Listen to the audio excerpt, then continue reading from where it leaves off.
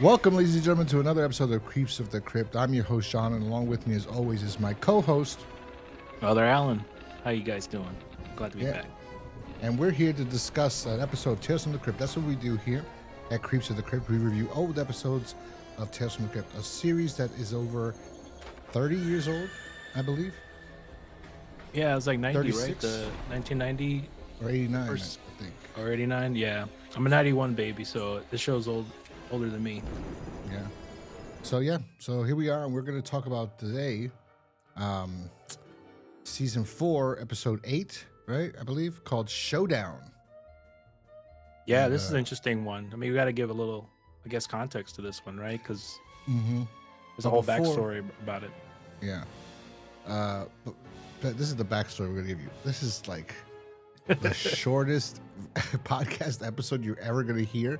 But to make up for it, we did a special 50th episode that's coming out actually next week or the week after next.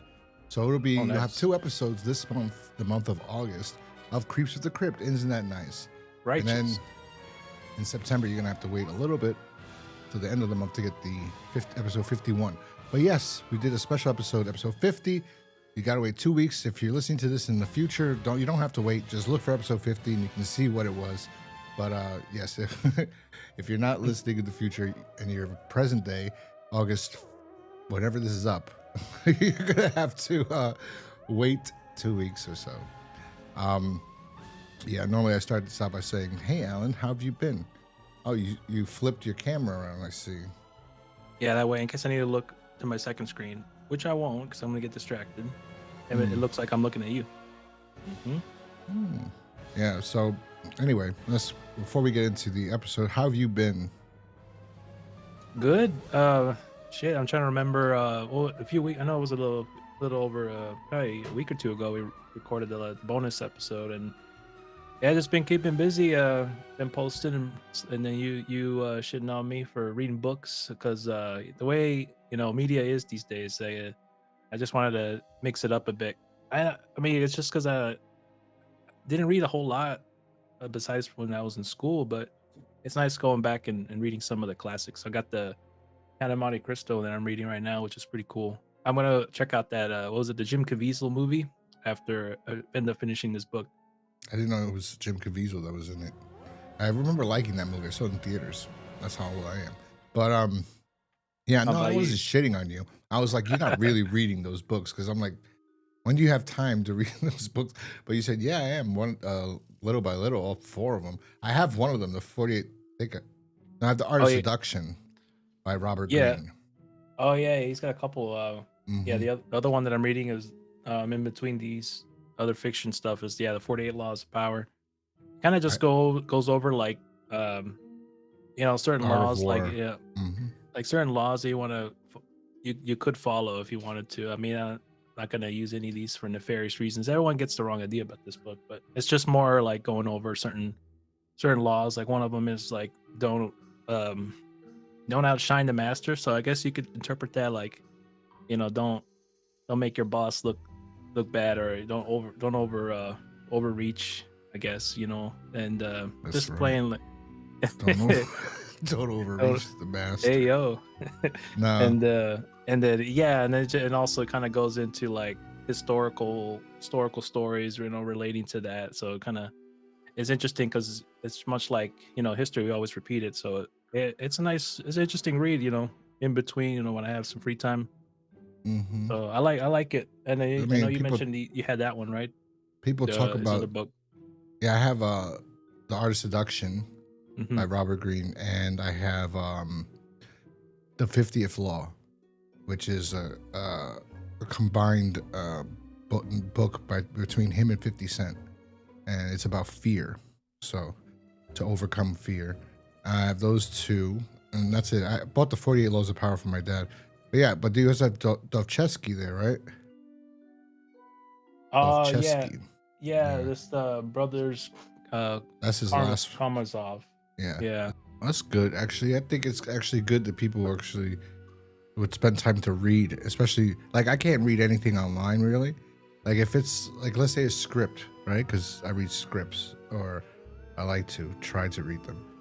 Whenever I read them and I have them online, it's hard. I could do it, but like I really, if I want to sit and analyze it, I have to print it and I have to hold it in my hands and go through it. Like I have a cabinet here, just scripts, and most of them are like, and not most of them aren't mine. Some of them I bought online. Some of them I printed. Yeah, it's a different feel. Like it's even, I don't know. For me, I have a hard time reading articles on a screen because it's just different. Just read it on a physical piece of paper or a book. So like this script right here. Oh, this is it. Yeah. So this first 2 pages are I printed, or first 5 pages. After that, it is the original script that I bought when I was 12 years old at the mall. It's titled, I don't know if you can read the title. Yeah, it's not focusing in. What does it say? It says, A Nightmare 13, Freddy Meets Jason. Oh, wait. Cool. Here we go. Hold on. He's one of those scripts that, never got to see the light of day. Yeah. So this was one of the pitches for. It's like an early precursor almost to like Freddy vs. Jason. Right? Yeah, these were the pitch scripts. So actually, exactly 5 pages. The first 5 pages I printed because I lost this original 5 pages. Everything else is the original from when I was a kid. Yeah. I bought. And like I would highlight, like I was highlighting, like, oh, this is a cool scene. So this is actually very interesting. And I know this is how I could prove it. I've said this for the Freddy versus, my Nightmare on Elm Street reaction videos that nobody watches. Over here, there's a page that you cannot get online. So I will show you. And there's a dream sequence where Freddy Krueger rides along in a Freddy mobile. And the writer actually drew out in the script what the Freddy mobile would look like. And it looks like this. Freddy mobile. Damn. Yeah. What year was the script written? Does it say? 90 something. 90 something. Yeah. So this is, you can't, if you look up this script online, you're not going to find that picture. So Freddy this mobile. is from when I was a kid. The actual cover was like construction paper purple, I think.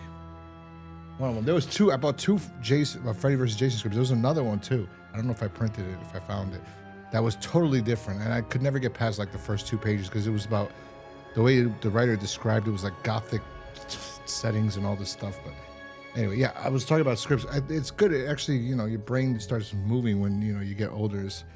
It's better to read things instead of watching TV all the freaking time.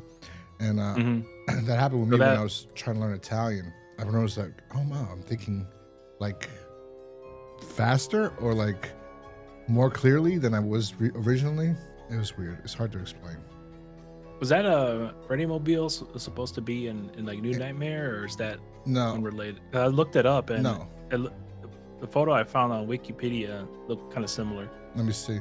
It's got his claws on the front bumper, and I don't know. They mentioned there's no claws on the front bumper.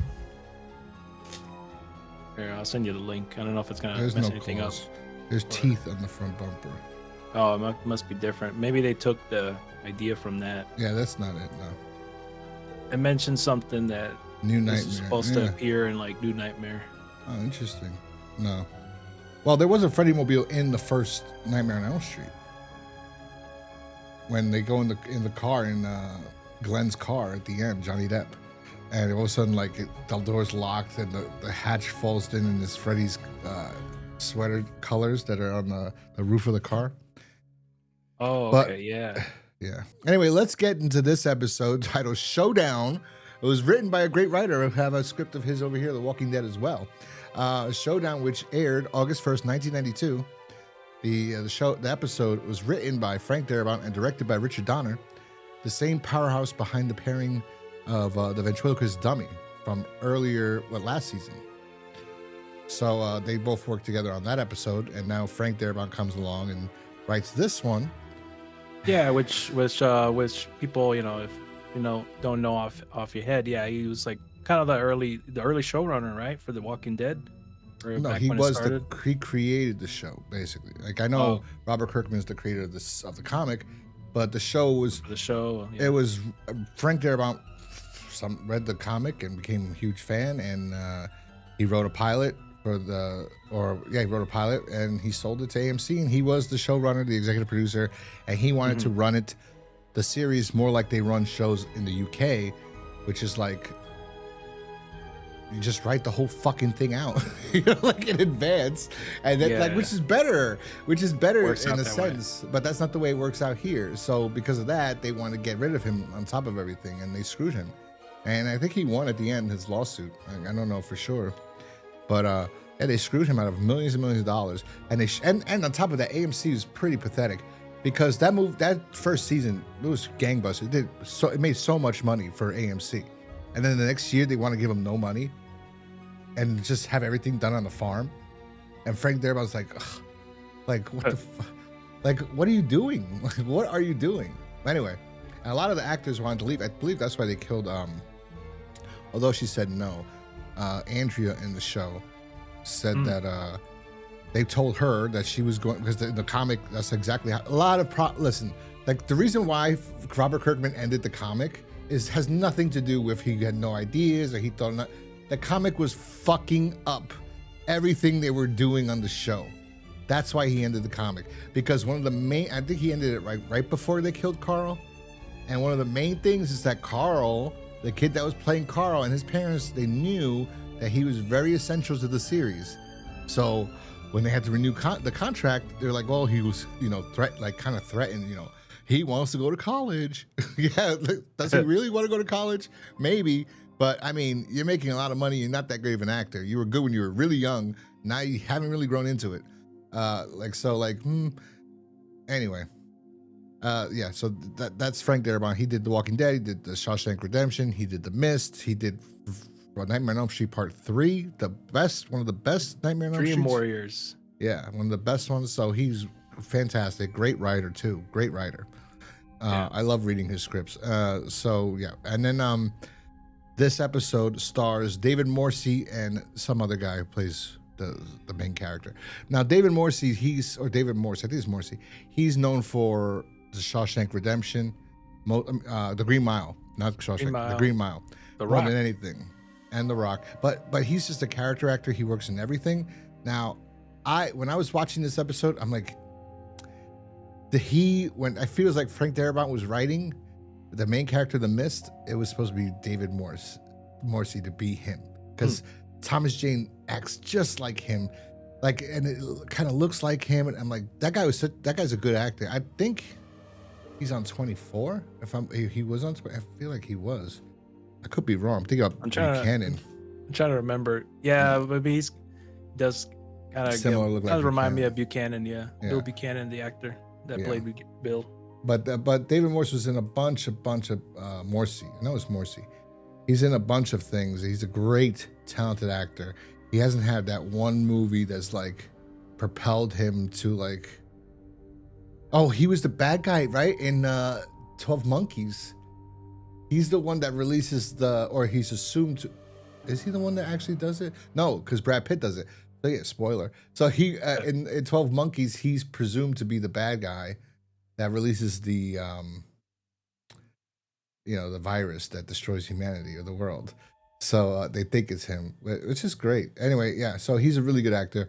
And that's what I thought of when I was watching this. But a little extra note on this episode is that this episode actually isn't a Tales from the Crypt or Vault of Horror or any of the original Tales from the Crypt EC comics.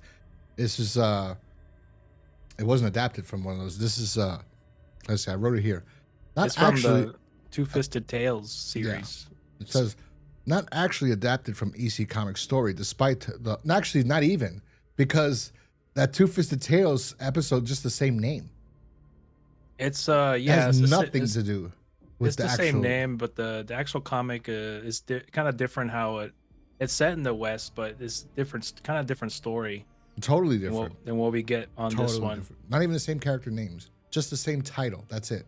Yeah. I wrote it down here. If it only shares the title with Two Fifth's Tales at number 37, the EC title was a war anthology. No Western horror plots like this. And the other it's a bit actor of both. was his, how do you pronounce his last name? Neil Giuntoli. I almost say Giuntoli. There we go. Giuntoli. Go like. And yeah, I never heard of this guy, so I'm not too familiar with. You know what's funny is that I was looking at his IMDb and I'm like, wow, it looked like he was starting to do something and something happened. It's like his career looks like it was going somewhere and then out of nowhere it gets held back. Yeah, looks like he hasn't done anything since 2006, but he was in the Shawshank Redemption, Child's Play, Waterworld, in Quantum Leap. He was in NYPD Blue. ER. He was in an episode of Seinfeld. I mean, it seems like he did a lot in the 90s. Yeah. And I forgot to mention, I mean, this episode's directed by the great Richard Donner. I said that earlier. Oh, did you? Okay. I said, this episode was written by Frank Darabont and directed by Richard Donner, the same powerhouse pairing behind the ventriloquist dummy. Earlier in the series. Okay, I got distracted with Frank Darabont, the discussion on him. Yeah. So. Well, yeah. So, given all give that, a synopsis of what this shit is. I mean, it's a very simple story, really. One more thing. And this was also part of that whole, like, they were trying to pitch a series to Fox or some network to do another anthology series, but this was going to be Westerns. And Will Sadler played like the Crypt Keeper type, where he was really like a guy in a wheelchair. And he was like, "Hey, Billy, who's gonna do westerns? Who's gonna do westerns? Like who would want to watch like?" I will say a lot of the shots, Richard Donner, we'll talk about later. A very good job, but like, anyway, go ahead. Synopsis time. Yeah, basically, like that's the whole thing. With like, this is what this episode and the next one coming up.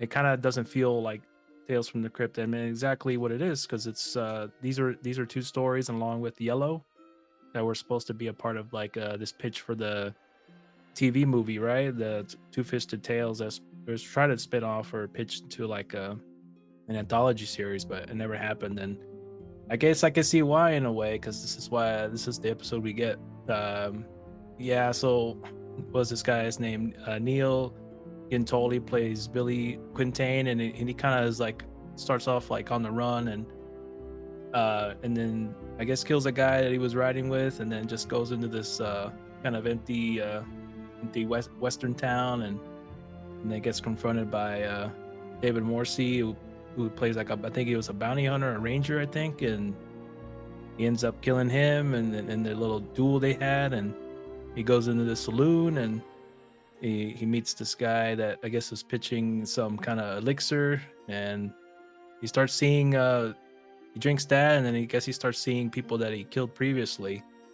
And I don't know if you want me to spoil it, but it's kind of, I mean, it just turns out that I guess he was dead the whole time, and then it kind of near the end, it's just you see people coming in from coming in to like view this old saloon like a tourist attraction, and then he's just beside himself thinking like, I guess I didn't realize he was dead, and then he ends up getting killed by I guess everybody else that he's killed.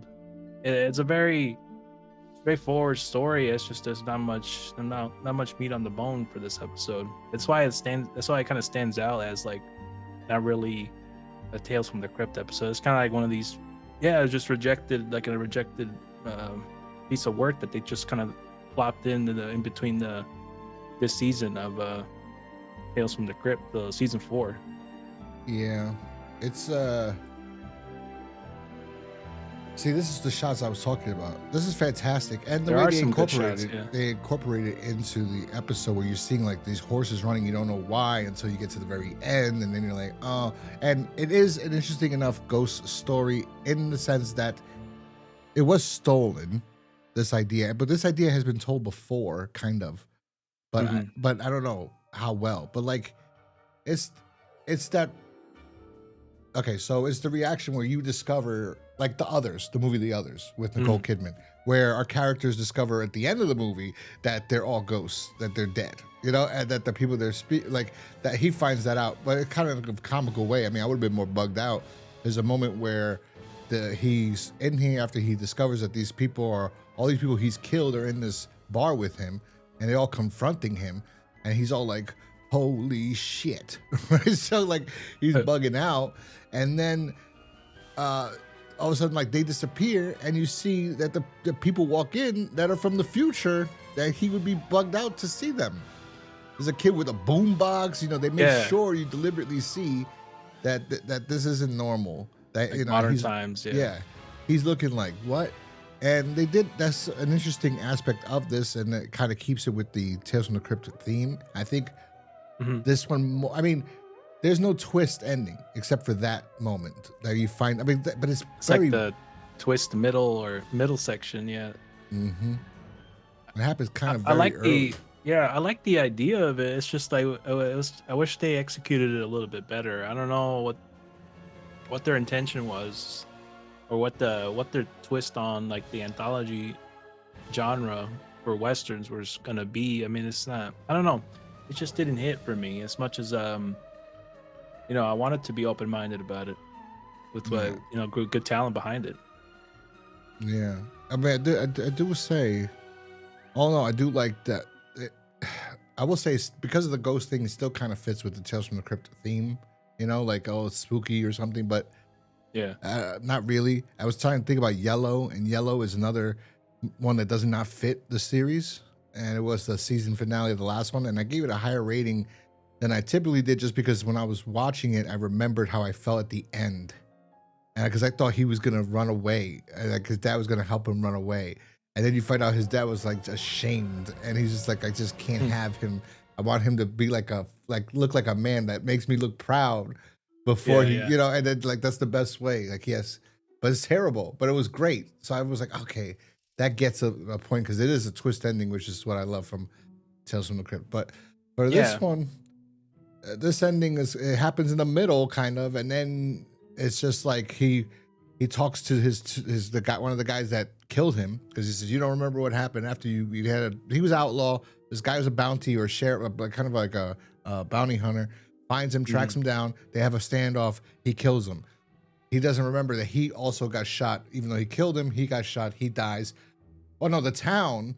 After he killed him, the town they were loaded with people, and they were all waiting for him with guns. They took him out, like pretty badass, honestly. It was a cool scene. Yeah, it all makes sense now. I mean, I guess when you look back on Yellow and why it didn't stand out compared to the rest of the season of Tales from the Crypt. I wonder how, because the next episode is another episode from Two Fisted Tales with Brad Pitt that had nothing to do with Tales from the Crypt.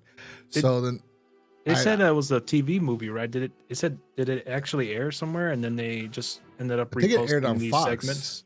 I think it aired on I remember Fox. reading something that it did air. There's a poster for like a Japanese poster of it, but since it didn't like go anywhere for the series, they just like plopped them in this season. These two stories, and then the last, I think it was the last season. Yeah, for the last episode of the last one. Yeah. They aired it on Fox like once, I think. And then they were like, because there are clips of the Bill Sadler character, and there's a whole thing of it. It was like it's a pilot movie thing, whatever. Like so, they like instead of airing 3 episodes at once, like Tales from the Crypt did on HBO, they aired 3 different separate episodes. They put this like an anthology type of movie. So yeah, probably a movie, Two Fisted Tales, that they aired once. It was supposed to sell this series of westerns that I don't know why anyone would think anyone would want any western anthology series. If you're gonna have a western series, you have to follow a character. It's not gonna work in anthology. I don't know, whatever. And then it doesn't make sense because Yellow's not even a western, and neither is the other one that they tried to put in this thing. They put in 3 things. Yeah, it's weird. Yeah, one's like more of like a war piece, and then the other one's a western, and the next one with starring Brad Pitt. It's not really either or. It's just kind of takes place in modern day. It's Fast and Furious before Fast and Furious, I guess. It has the car racing elements in it. Hold on, I'm gonna find out right now. But it's interesting, you know. It's interesting that they recycled these and added them into the season. But honestly, yeah, it kind of brings the season. I wouldn't say to a halt, but yeah, I think it kind of ruins the pacing on what we had going on leading up to this. You know why it does? Because like Because before that, it was the New Arrival, which was a this pretty good is episode. the poster we were talking about. Two Yeah. Fisted Tales. Yeah, I haven't read them because like most of the stuff from the EC comics and Tales from the Crypt related were from Vault of Horror or Shock and Suspense stories or just Tales from the Crypt. So Yeah. interesting how it all worked out though. I don't know what that was about. So adding these in this season. It says Two Fisted Tales is a 1992 American anthology film originally produced as a television pilot for Fox, loosely inspired by EC Comics series of the same name by Harvey Kurtzman. Production and creative team developed in 1991 by Joel Silver, Richard Donner, and Robert Zemeckis, the same team behind Tales from the Crypt. Directed in 3 segments by Richard Donner, Tom Holland, who did Chucky. He does the next one, King of the Road, which I always fell asleep about both of these. I think I fell asleep on this one, and then I guess I never finished because I don't know any of these episodes coming up. So like this one was like the first time watching it too, which was like and then I don't know anything with King of the Road, and like I said, we talked about it before. Executive producers included Donner, Silver, Hill, Walter Hill, plus other producers like William Tiedler. Tedler, whatever. Format and hosting. The film functions as an anthology of 3 standalone stories introduced by host character Mr. Rush, played by William Sadler. Evocative of Tales from the Crypt style, though it is part of the original EC Comics approach. Okay. Well, the only style really is just this different stories. Yeah, that's about it. But that's about it, yeah. Yeah. The anthology. Aired once on January 18th, 1992 on Fox as a standalone pilot that failed to launch into a series. Due to poor reception and low interest, segments Showdown and King of the Road were later repurposed as episodes of HBO's Tales from the Crypt. Yellow had already aired as an episode earlier. So, well, I would say, yeah, out of the 3, yeah, Yellow was better. Yellow was probably the best one, but I mean, you see why. I can see why I didn't get picked up for interest. There wasn't a good, I don't know, it wasn't a good step. No. Best foot forward on those. Besides Yellow, that's the only decent one. Look at that. Yeah, that was kind of cool. I would say that was like they cool. actually have like a replica of his dead body there. Yeah, killed on this day by the U.S. He killed Billy the Kid, supposedly. He was Didn't like, they mention Billy the Kid. They mentioned Doc Holliday in this episode. Was it Doc Holliday or Billy the Kid? I think one it was of the two. I thought it was Billy the Kid. I know you mentioned Doc Holliday. Oh, so it was Doc Holliday. In the saloon. But it could have been. I don't remember that part. What they said. So, that's that. I wanted to share something else about this stupid thing. I forgot what it was. Yeah. What other fun facts you got here? Let me see. I think that's it. There was something I wanted to say though. I've had something ready. Did they film Back to the Future 3 here? No. Imagine the set was used. They don't have any information. Let me see. Yeah, there's not a whole lot about it besides, yeah, it was just a kind of a recycled segment from a movie that they just put in this season. Okay, let me see. The Two Fisted Tales branding is mostly cosmetic. Aside from a few title cards and comic cover montages, only one of the 3 segments, Yellow, is based on an actual EC comic story. The other 2, Showdown and King of the Road, are entirely original tales, though Showdown does share a title with the EC comic story. Yeah. I mean, you could tell that they was the Crypt Keeper segment a part of the Two Fisted Tale? No. You could tell in a way, because like even his monologue before and after, it wasn't even that great. It's just like, hey, this is the episode. I call this Prairie Poison Showdown. I'm like, sheesh. They should have just scrapped it. They should have put it in like on a bonus DVD or something. I don't know why they had to add this in the middle of the season. Yeah. I mean, this season contains 14 episodes, so if we took these two, and then this one, and then the King of the Road. I mean, I guess that would have been compared to the previous ones a shorter season, because once prior it was like 14 of a season. Howdy, Pilgrim. Waha. It's die noon, and you know what that means, don't you? Means it's time for a gunfight at the OK Corral. He looks cool though. Cause this tomb ain't big enough for the both of us.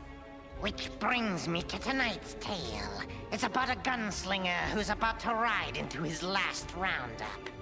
I call this prairie poison Showdown. Yeah. Maybe if we ever interview Johnson Kassir, we can ask him about this. Yeah, but yeah. So I wanted to share the actual comic. That was about it. The last thing I wanted to do because. Yeah, we can go over it. Which is not, like we just said, this has nothing to do with the comics. So this is the comic. There's no point to go over it. It's about a guy who gets beat up and embarrassed in front of everybody. I believe this guy's an outlaw who did it, kind of, or like he's got a lot of. And then he has like a Rocky's training montage. He gets trained to be a better shot. Yeah, that's all it is. Like this woman, she owns the ranch or whatever, and after this guy's like, I'm gonna kill you, they beat the crap out of him. These two guys pick him up and bring him to the woman's house or ranch, and she's like, listen, you're gonna die if you try to face him because you can't shoot for shit. And he's like, that wasn't your business, I don't care, I'm gonna do it. So then she goes, well, listen, go to this guy, he works for me, he used to be one of the fastest gunslingers around, and let him at least teach you so you have a fighting chance. So he goes to this guy named Jingle Bob, and Jingle Bob gives him a gun and then teaches him how to shoot. And he's like, damn, boy, you're terrible. So he says like a little scene where he's learning, and then he gets better, but he says this, he goes, see, Webb, it ain't that you can't shoot straight. You're a good shot. Only you ain't got the timing right for a quick draw and shoot. So he never had the timing for it. And then finally, something happens along the way where Jingle Bob gets killed by those guys, by the same guys that try to beat the shit out of him, but that did beat the shit out of him.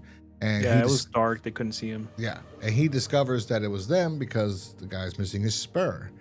And he goes, well, I'm basically gonna kill you, and he draws and kills him.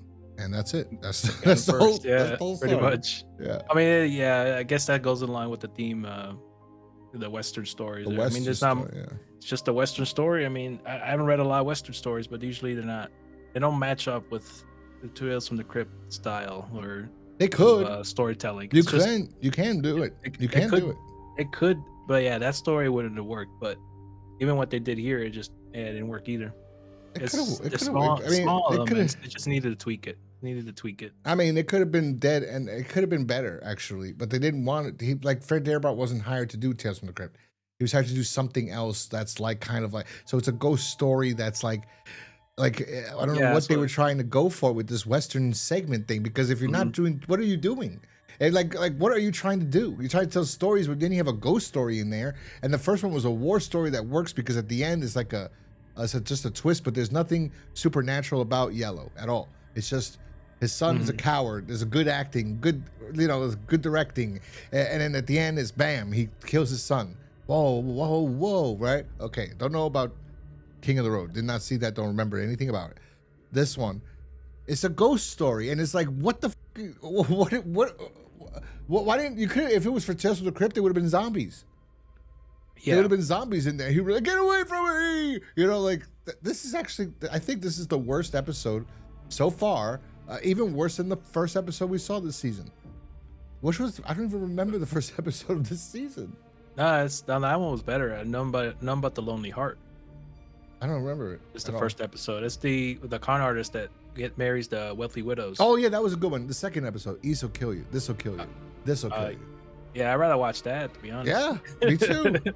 It's the problem is it wasn't made for this. It's just they just took what they did with that got scrapped, and it's like, I mean, we'll just throw it in here just as an extra episode. I mean, that's why it didn't work, because even what they were trying to do with the Two-Fisted Tales thing, I mean, I guess it could have worked in their own respect if you really like Westerns, but I think they should have added some supernatural elements to it or something more interesting to it that happened to just take place in the Western or war times. They could have just done the same formula of Tales from the Crypt, but in these different eras. But I guess then you would have just called it Tales from the Crypt. But they could have taken any other story, and I don't know. And I mean, we're gonna be as disappointed too with King of the Road coming up.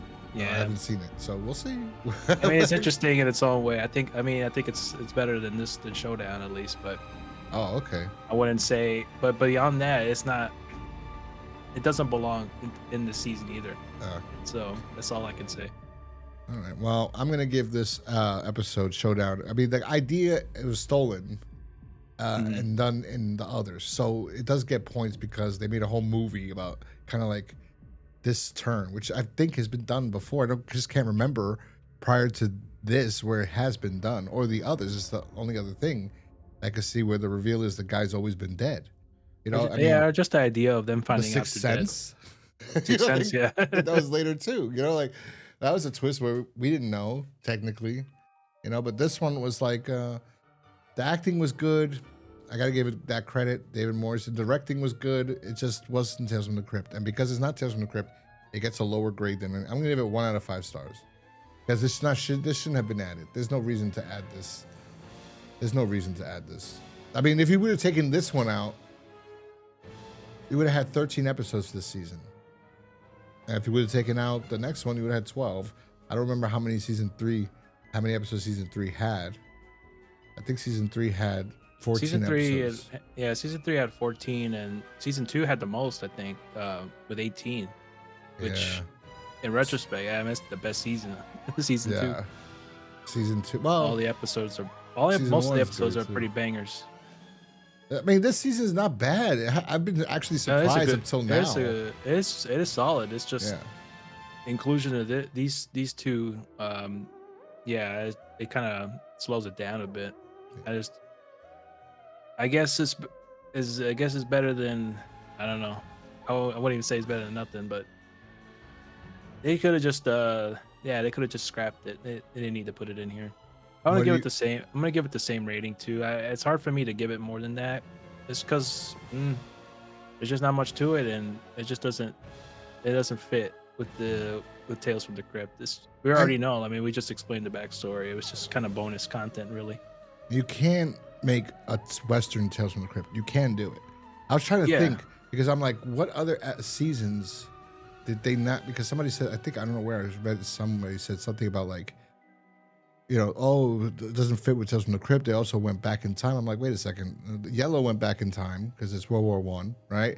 I'm like, there's another episode too that they like in a different time period too. I don't remember the exact one now. Looking back on it, I'm pretty sure. Yeah, I'll look real quick, but I can't think of one right now. I forgot I had it down. Like I was like, oh well, this episode was not in the same time period. Well, the time period itself don't really matter. I guess it's just more how they set up the story, or I mean, the only thing that took place in a more less modern time was Lower Birth, I guess. Yes, that's the one I was thinking about. Exactly. Yeah. No, because somebody did actually bring up that it was like the first time like that these three or the together. Joey Pants episode. Well, the Joey Pants is. I did see it. It seemed. I don't know if it took place in modern time or not, but I think. Okay. But yeah, Lower Birth's the only one that took place in a more. Yeah, that's the one I was thinking about. Not modern time. Yeah, that's the one. That's the one I was thinking about. I'm like, no, because they did Lower Birth. They went back in time for that one, and they go, yeah, but that's an origin story of the Crypt Keeper, maybe, you know. I'm like, maybe, but they went back in time. I mean, this style of the show, it can work in any time period. It's just just executing it. That's all you need to do. And one time I was thinking about doing a Western about werewolves, because like you could do one about vampires, but like, if you had a guy as a bounty hunter, like the original Django, not fucking Tarantino's Django. Okay, sorry. The original Django comes into town with the casket behind him. All right, and the town is like it looks terrible because it was supposed to be snow, right? That's what the Sergio Leone wanted. He wanted a snow setting, but there was no snow. Like it was just all the snow melted and it was nothing but mud, which made it actually better. It actually makes the movie the town look dirtier, you know, like more filthy. And then like he comes in with this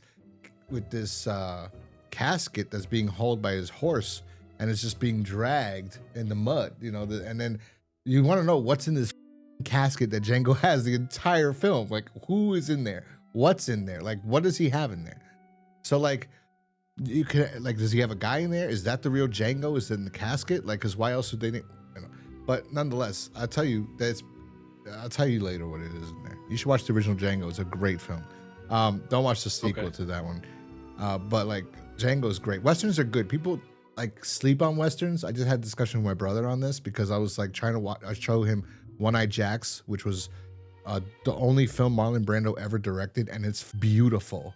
It is the most beautiful film I've ever seen, and I'm talking about shot after shot after shot. Everything Brando puts on the shot is for a purpose. Even supposedly he waited half a day just to get the waves to come in the right way so he could film a shot of him riding across the screen. Just waited all day for that one shot. He waited for a sandstorm to come, so this way, and then he picked the most beautiful location ever. Like, I was like, my God. And then supposedly the camera they used was like a specific camera that just came out in the 60s at that time period, and they were very, very expensive, and the film cost a lot of money. And he went through like reel after reel after reel, and he spent so much money, and then they discarded that camera. They stopped making it because it was too expensive to make and to produce the film for it. So it was like it's a beautiful film. And it's a good movie. It's kind of like The Count of Monte Cristo. When I was watching it, I'm like, this movie feels like The Count of Monte Cristo. Like they adapted that, changed it up a bit, and made it into a Western. I mean, to me, it felt like that. It's a phenomenal fucking film. I think it's one. Anyway, I'll give it a watch. Yeah, I think it's that's on. a good one too. It's on Peacock. YouTube actually, if you want to look it up. Oh yeah, no, I sent that to. I should try to get my dad to watch it. So that's what I was telling my brother. I was trying to make him watch that too, and he's like, I don't like Westerns. And I'm like, yeah, you've never seen a good one. I said, you know what? I didn't used to like Westerns either. And then I forgot who I heard somebody talk about Westerns, and I was like, they mentioned the Wild Bunch. And I was like, I don't like Westerns. And I said, you know what? I went to Blockbuster and I saw it and I said, let me rent it. And I fell in love with that movie. I'm like, this is fantastic. I have not seen it since then. I was like 22, 23. I have to go back and watch the Wild Bunch. But after that, I was Unforgiven, almost every single freaking Clint Eastwood one, The Good, the Bad, the Ugly, A Fistful of Dollars, For a Few Dollars More, Once Upon a Time in the West, everything. It's just Westerns are slept on. The Yuma one was pretty good. The new one was pretty good from what I remember. I saw the new one. I like the new one. I did not see the original. Proposition is kind of more of a modern Western, but that one was good with Guy Pearce. There's another one called Bone Tomahawk. It's a horror one. You should see. You could do horror. That's on my list. I heard good things about that one. Yes, it's great. It's great. So I was like, I wasn't expecting it to be so fantastic. It's from the guy who did the movie where Vince Vaughn's a boxer and he ends up killing the guy that Brawl and Cell Block 99. It goes to that's a great film too. So that guy did this. He did another movie with Mel Gibson and Vince Vaughn. Yeah. Dragged across concrete. But so anyway, we're just yapping along. Anyway, that's this episode of Tales of Creeps from the Crypt. Sorry that we went off on a tangent and started talking about other films. We apologize. This episode sucked. Sorry, it did. So we want to call it audible and maybe do a 2-for-1 next time, because we can go over a little bit of the King of the Road. I have not seen it, so how can I go over it? I mean, we're gonna have the same. I mean, not now, but like when the next one we record, we could do a quick overview. Yeah, we'll do 2-for-1 because you think it's gonna be as short as this. It's gonna be this. We're gonna have the same discussion or reaction to it like Showdown. I have a feeling about it. I think we should include the next one too after this, the Maniac at Large, which I think, from what I remembered, I think we'll have more of a interesting discussion than King of the Road. Yeah, it's up to you. If you want to just cover King of the Road in the next one, we could do that, or we could do 2-for-1 on the next one. We'll see, because we got a while to the next one, because we got the special coming up, so we're lucky. Oh, that's right. Yeah. Yeah. So anyway, That's it for this episode of Creeps from the Crypt. If you want, so anyway, that's this episode of Creeps from the Crypt. If you want to follow us, you can follow us on X at Creeps of Crypt, even though I never use it. You can follow us on YouTube, Rumble, or else, I don't know, everywhere else. BitChute. I haven't uploaded to that other site. I forgot what it's called, Odyssey, in such a long time, and I'm not going to. People use it, so I have not uploaded on there. You can find us on iTunes, Spotify, iHeartRadio, Amazon, anywhere. That's that. Or you can follow us on X at Ghost Crusaders TV. I use that one a lot. So, and that's also how you find the podcast on YouTube. Go to Ghost Crusaders TV on YouTube. iTunes, Spotify. Are we on Podbean still? Yes, we're still on Podbean as well, and a bunch of other ones too. Yeah.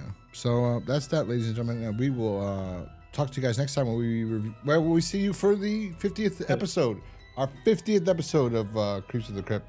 It's a special one. You'll see. Anyway, we'll talk to you guys next time. Peace.